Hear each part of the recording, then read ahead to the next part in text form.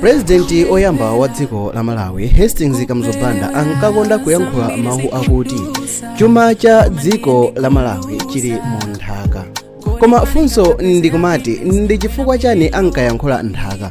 Kodi ankayankhula miyala ya mtengo wapatali imene ili mu nthaka, kapena mwina ankayankhula nkhani yokhuzana ndi chonde kuti tikadzala mbewu tikhonza kuchita bwino?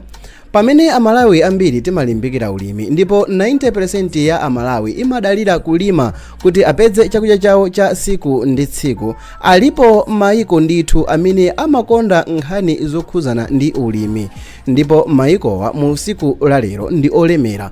Mu video ino ikamatha mukhala mutadziwa maiko 10 amene amakonda ulimi kwambiri pa dziko lonse lapansi. Muli ndine Sam Mavita, tiyeni tikhale limodzi. Pa namba 10 pali dziko la Japan.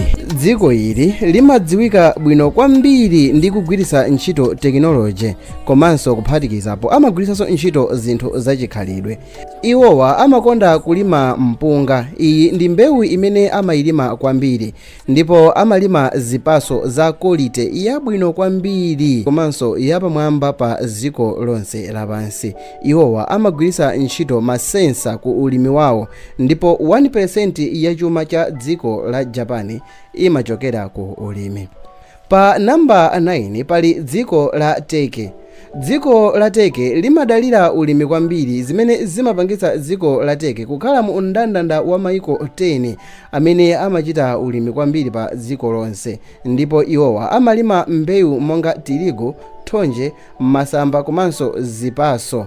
Iwowa amaweta nkhuku komanso ng'ombe zimene amapedzako mkaka, ndipo 6.5% ya chuma cha dziko la Turkey chimachokera ku ulimi. Kubwera pa namba 8 pamene pali dziko la Russia.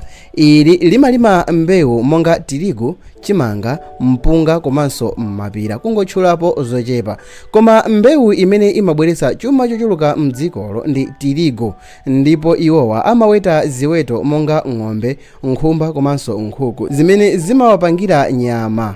Iwowa amapezanso mkaka ku ziwetozi, ndipo 3.35% ya chuma cha Russia imachokera ku ulimi. Ndikhonza kukukumbutsani kuti pamene inayamba nkhondo ya Russia ndi Ukraine,